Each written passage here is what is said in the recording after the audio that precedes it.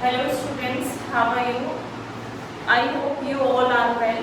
So today we are going to with introduction about company incorporation and promoter. Firstly, we has read about the nature of the company, types of company.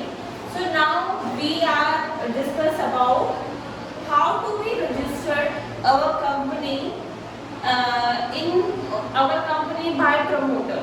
So firstly, we know about the registration of the company, company incorporation. So what do you mean by company incorporation?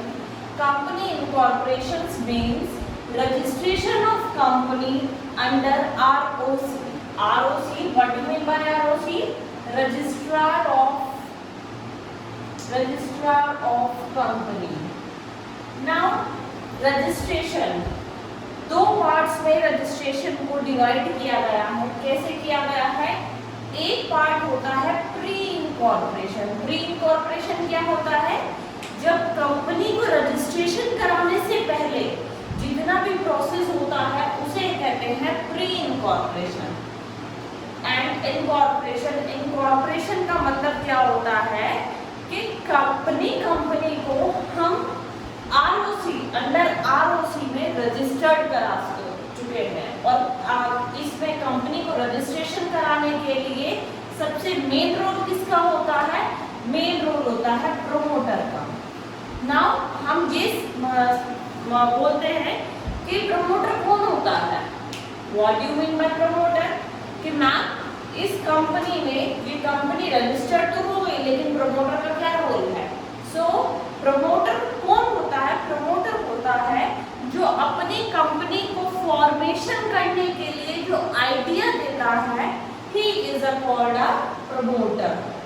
जरूरी नहीं है कि promoter company का owner हो. Formation मतलब idea, उसे company बनाने का आइडिया आया. लाइक जैसे अभी फ्लिपकार्ट बिनी बंसल ने बनाया, तो उसको आइडिया आया कि मैं फ्लिपकार्ट कुछ ऐसा मैं ऐप बनाता हूँ, ऐसी कोई चीज बनाता हूँ जिससे लोग ऑनलाइन शॉपिंग कर सके. तो बिनी बंसल कौन हुआ? उस कंपनी का प्रमोटर हुआ. सेम इसमें क्या होता है? दो पार्ट्स होते हैं, pre incorporation and incorporation. Pre incorporation का मतलब क्या हुआ?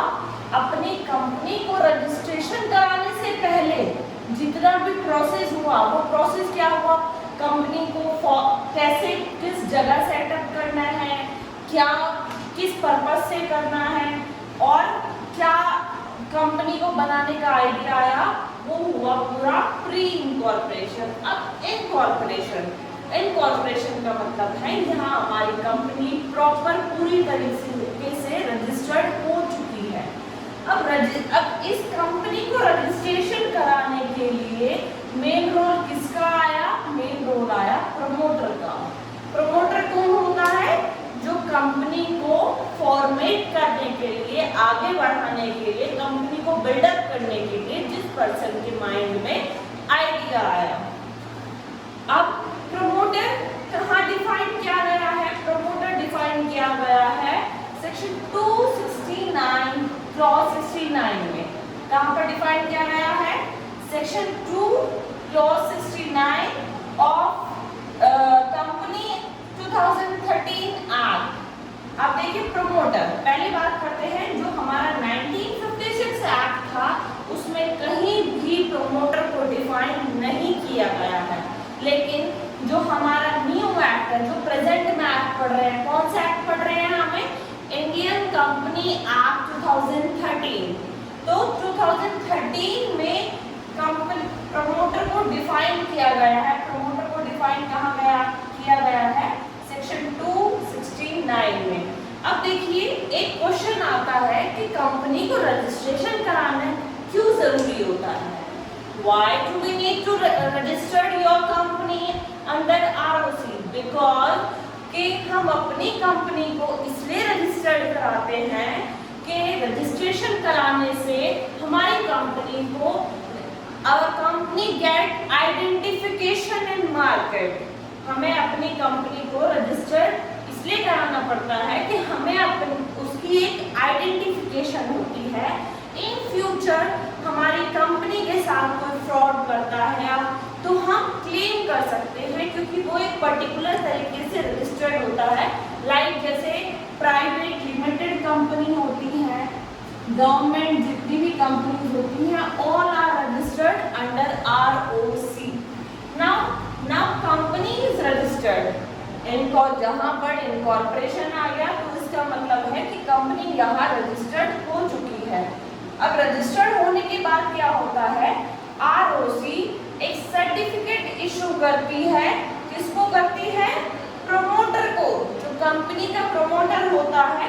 एंड अब यहाँ क्या होता है, एक कंपनी के पास एक सेपरेट लीगल एंटिटी आ जाती है, और जब तक कंपनी के पास सेपरेट लीगल एंटिटी नहीं आती है, जब तक कंपनी का ROC के पास रजिस्टर्ड नहीं होता है। सो अभी हमने क्या देखा कि कंपनी इनकॉर्पोरेशन का मतलब क्या हुआ, registration of company under ROC किसे कहते हैं, registrar of company. Then registration of company divided into two parts. First one is a pre-incorporation, second is first is pre-incorporation and second one is incorporation. Pre-incorporation क्या का मतलब क्या होता है, company को रजिस्ट्रेशन कराने से पहले जितना भी प्रोसेस होता है। लाइक जैसे मैं एग्जांपल से समझाती हूँ, जैसे आप लोग स्टूडेंट्स हो, आप LLB में एडमिशन लेना चाहते हो, तो आपने जब LLB में एडमिशन लिया होगा तो आपको कहीं से न्यूज़ मिली होगी, ठीक है, आपको मीडिया से न्यूज़ मिली, लाइक जैसे सोशल मीडिया पे आपने फेसबुक पे देखा, व्हाट्सएप पे देखा, या कहीं बोर्ड पे पढ़ा हुआ देखा, या फिर किसी से आपको न्यूज़ मिली कि मेवाड़ लॉ इंस्टीट्यूट बहुत अच्छा कॉलेज है फॉर लॉ। तो आपने क्या करा, पहले स्टेप्स क्या हुए कि आपने या तो रिसेप्शन पे कॉल किया, जो व्हाटएवर आपके पास नंबर था जो भी, या फिर आपने क्या किया कि आप कॉलेज में आ गए और कॉलेज में रिसेप्शन जाके वो आपको उन्होंने एक फॉर्म दिया होगा कि स्कोप पूछा होगा कि आपका स्कोप क्या है, पर्पस क्या है लॉ करने के पीछे। तो इसी तरह जब हम ROC के पास प्रमोटर जाता है तो वहाँ एक डॉक्यूमेंट फिल करता है, वहाँ अपना स्कोप बताता है कि मेरा फ्यूचर क्या है, मेरा मेन एम क्या है इस कंपनी को रजिस्टर्ड कराने के लिए।